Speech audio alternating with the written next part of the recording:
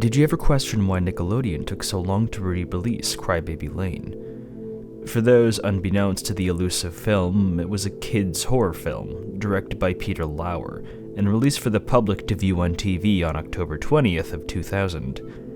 After that year, the film faded into obscurity and was never reran again or on television until members of the lost media community came together to look for the film in the 2010s, culminating in Nickelodeon re-airing the film on TV in the year 2011, coincidentally in October to likely capitalize on the hype to find the film again. After that, the memory of the film would fade from the view of the public eye, and even those who would wish to watch the film again after all these years of searching for it had less than stellar things to say about it, with it having a mediocre rating online. For some, this is where the tale of Crybaby Lane ends. A goofy and mildly scary family film that was aired once and wasn't remembered until later on. It goes deeper than that. Far deeper. Before speaking my mind, I must preface this with some needed context. Upon release, the film was heavily scrutinized by parents for being too dark and or graphic for children's television, and thus Nickelodeon, wishing to avoid the controversy, buried the film and never spoke of it again. However, the Crybaby Lane that many online remember is not the same Crybaby Lane those working at Nickelodeon at the time remember, nor is the same film those who worked on the film remember. The film that many remember within media circles was dubbed the Lauer Cut, due to it being directed and written by Peter Lauer and the other writers who worked on the project. Whilst the film is indeed a real film that can be watched online now, the film in question I'm about to talk about is almost entirely different. When the movie was in its early production stages, there was a deep division amongst the staff of Nickelodeon for the direction of the movie. Peter Lauer wished to make the film akin to a family film with some horror elements like the Indiana Jones movies or the Goonies. Whilst many at Nickelodeon at the time supported and worked with Lauer, there were some who opposed it and wished it to make it their own project, with the name of the project being the only shared thing between the views of those two teams. The movie worked on by Lauer would be finished and taken out of production hell by October of 2000. However, the mysterious other project under the same name would fall out of sight for those working at Nickelodeon. I dubbed the time of the film's production to be production hell because the behind-the-scenes fighting was unlike anything I've ever heard of yet, at least from my sources. Whilst those who were on Lauer's side wanted to make the film in live action, some started working on both 2D and 3D animation depending on their visions for what they believed the film should be, which meant communications between various writers and directors at the time was tedious, to put it lightly. With all of the internal strife at the time, Nickelodeon and Peter Lauer himself even considered restarting the film from scratch, or canning it altogether. However, the higher-ups at Nickelodeon had other plans. Seeing the competing Cartoon Network at the time and how their shows were succeeding by a margin, Nickelodeon, which was once the kingpin of children's broadcasting, needed to step up their game to be able to compete in the market.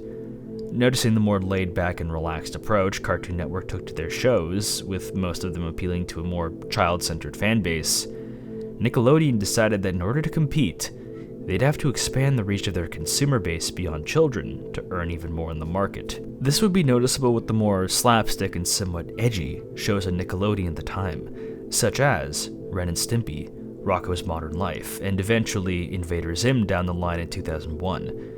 During the gap between the release of Rocko's Modern Life, Courage the Cowardly Dog, and Invader Zim, Nickelodeon had a newfound success with their shows and was competing better than the market prior than the release of these shows.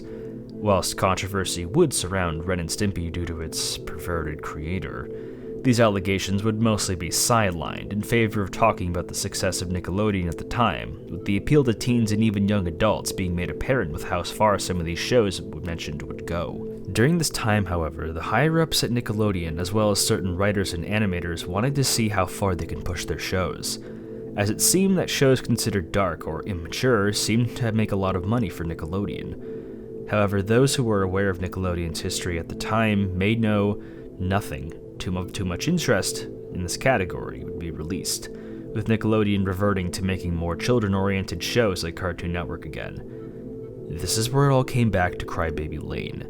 Nickelodeon wanted to test the creativity of its staff at the time and thus split the project into two groups after seeing the strife. Those who wanted to make their own films separate from Lauer's were given their own cubicles, plus department, and free creative reign over the project, whilst Lauer's team was put on a leash to see what the writers in Lauer's group would have to offer. This ended the strife with the groups now seemingly getting on with their own projects now. However, Nickelodeon seemingly began to lose interest in the free reign cut of the movie, and thus, Peter Lauer's movie was chosen to have all the focus planned on it. However, the higher-ups at the time never explicitly canned the aforementioned free reign cut. After interviewing the 3X staff at the time, I feel it would be best to let them explain their experiences better. As I myself wasn't involved with the production of the film, each interviewee has wished to have their identities kept secret, and will from now on be referred to by aliases they curated for themselves. I was never a high-up guy in the studio. I was a janitor for multiple departments. However, I always got a good look at the ongoing events at the studio. I was always pleased to see the banter between the writers, animators, etc., as it seemed like a calm and pleasant atmosphere to work in. I couldn't say the same thing for those working on Crybaby Lane. Let me tell you what I know. That all my years as a cleaner, the shit that went on in the department that worked on the project was beyond me. Animators spilled coffee and water on the daily, some falling asleep on the job and getting yelled at by the director, with some even crying and getting angry over being overworked. I chalked up most of this people in that department either being new with writing scripts for live-action films, or due to the new interns of newly hired people, or just had gotten the job. Either way, the place was a fucking wreck every time I got there. I remember one evening in particular that always stayed with me. One of the storyboard directors that got into this altercation with the director over the direction of the story. He'd only say one thing to her constantly. This needs more edge, this needs more depth, and it certainly needs more of a plot. Whilst what I said right now might sound like constructive criticism, when coming from a sleep-deprived fat drunk he'd probably say otherwise. The poor woman lobbed with all sorts of abuse from the fat bastard, with him even yanking down some of the storyboard sheets from her and chucking them on the floor. I felt like I should have said something that day, but it was already nearing the end of my shift, and I didn't want to cause any more conflict. I vaguely remembered asking if she was okay, however, I'd long since forgotten her name, as she used to tell me a lot about this and other messed up stuff he used to do. After that, though, there was only really one other incident that I could remember that stood out to me. Oh god, where do I even begin? I was working overtime on the same day, and I heard from one of the guys working on the project there was going to be some kind of screening of sorts for the invigilators to the higher-ups, or whatever you call them. It was supposed to be the 3 concepts for whatever the heck the movie was supposed to be. I never got the chance to see what was going on, but needless to say, the invigilators weren't very impressed with what happened. Whilst vivid disappointment and anger could be used to describe them, I could say the same for the poor guy who was in there with them. Whether he was either an intern or a junior writer, I don't know. But going off his looks, he must have recently joined. I entered the room with the verbal fight between the staff, and the poor guy was under the table cowering, whilst the writers were heading off and shit-talking the invigilators. Figured he must have been yelled at or something by either the invigilators or the other writers. But what didn't make sense was him murmuring something under his breath. I tried to talk to him and even offered him a hand, but he just burst into tears. After that, I never saw that kid again. I'll skip right to the chase. I was a storyboard artist at the department during the production of the movie. For being a film written by degenerate drunks who spent all day faffing around the offices, they sure as hell knew how to make everyone feel uncomfortable. I remember one day in my cubicle quite well. I remember being approached by one of the senior writers of the film who was clearly out of it at the time. His eyes were diluted and bloodshot, and he moved like an action figurine. Worst part was the stench. Fucking Christ, it was awful. I remember at one of the tangents he'd suggested all sorts of awful and horrible plot points surrounding the concepts we as the storyboard team would come up with. One time, he suggested that one of the protagonists should progressively go insane as the film goes on, due to him losing the ability to sense things, resulting in him harming himself in all sorts of ways to at least feel again, resulting in his death by accident, with no one there to even nurse him back to health or even bother finding him. Another time he'd suggest to Lauer personally prior to the split in departments that the story of the film should be following an anthology-style plot, with each segment of the film its own story, with little to no connection. The aforementioned plot he described to me earlier was just one of the plots he described to Lauer. I'd hate to imagine what the other two were. Needless to say, whatever those two ideas were, they had a bearing on me and the rest of the storyboard team. He'd suggest all sorts of foul and repugnant scenes in the film that, upon retrospect, could probably make into a cartoon like Ren and Stimpy, but in film form, probably not. All sorts of body horror elements were planned to be included in the film, such as a pair of Siamese twins who live with their family. The plot was that these two twins would be treated differently by the family. The more intelligent and respectable of the two twins was treated horribly, in some cases in earlier drafts of the story, abused by the members of the family, with the other twin not batting an eye, despite being connected. The other twin, on the other hand, was loved and respected by the family, despite being a bumbling idiot.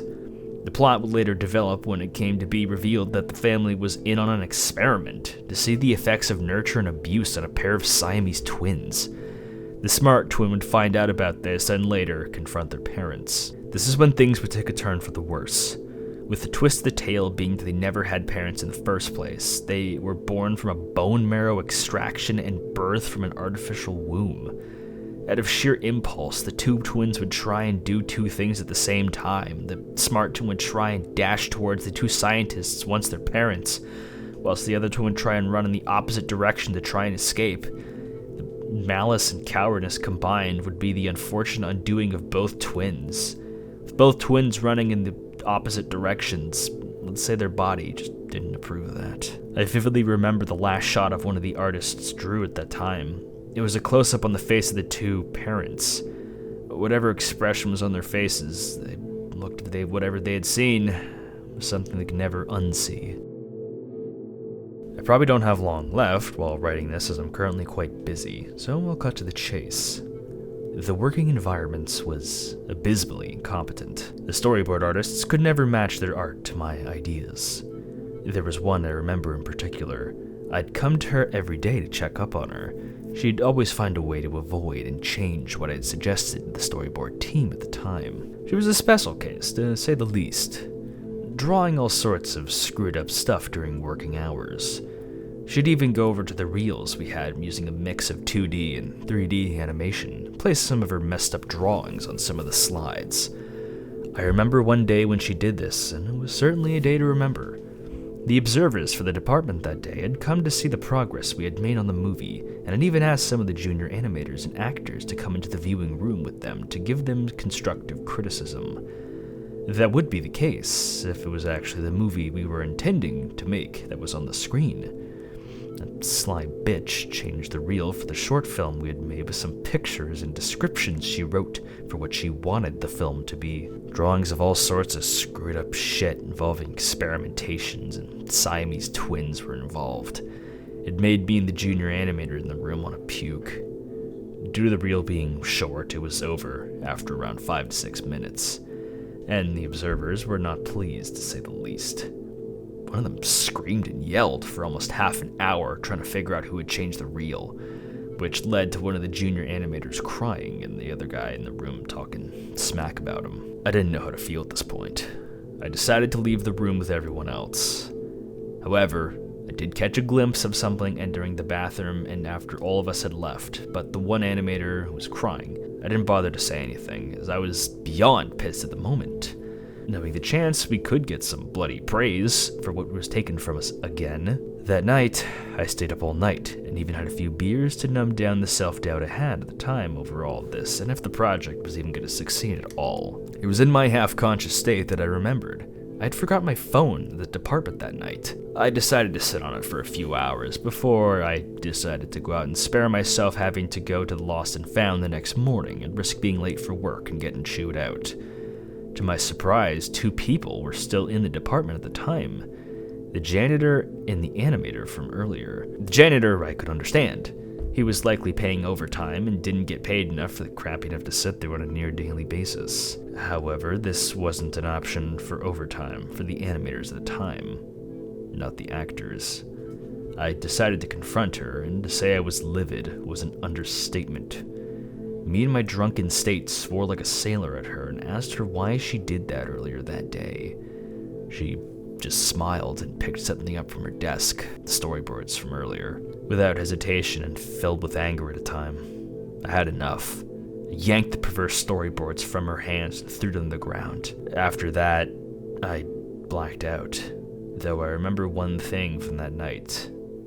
The janitor must have said something to her. "Belle, are you alright?" So much of this story is predicated on its ending. There's a lot of different viewpoints and these different, author narrations happening here. But I think it's kind of weird how it ends. I don't know, maybe it was just me reading it, but it felt very sudden. It ended, which I'm not really sure where you can go. It's a very casual sort of creepypasta where it's the author kind of just documenting what happened. But I feel like there are a lot of problems that prevent it from making it really enjoyable for me. Like, the ending came out of nowhere, a lot of dialogue and exposition at the front, which there should be a lot of explaining. This is something you'll want to really sweat the details on to really engross the viewer with so much context needed. But it could have been cut to a half, even to a third maybe, and I feel like we would have gotten the gist of it. So a lot of stuff is front and loaded, and then a draft ending. There was some parts that a lot more attention was paid to, and then some parts did kind of feel like an afterthought.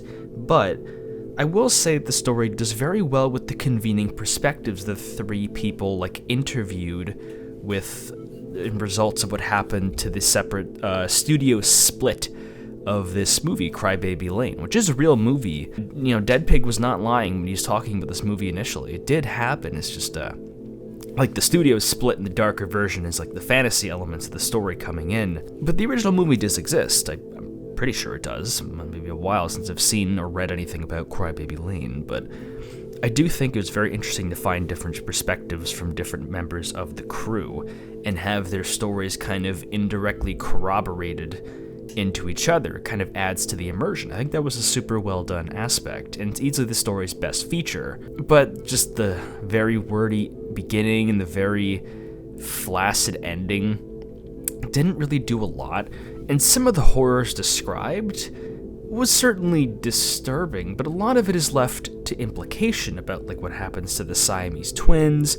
Some people trying to get more expressive body horror. Maybe I'm just kind of burnt out or have too great expectations for lost episode stories, as these tend to be called. But I don't know, it didn't feel that crazy. I feel like you could have gotten away with this as a creature feature in the 80s. I don't know, maybe it just doesn't feel as shocking as it was kind of built up to be. But maybe I don't know, maybe I'm looking at it a different way. I'd like to hear what everyone else thinks about this story. The first narration of 2025, which I'll actually remember to keep up on this channel. I have a lot more time on my hands to read stories, so feel free to leave me suggestions and whatnot.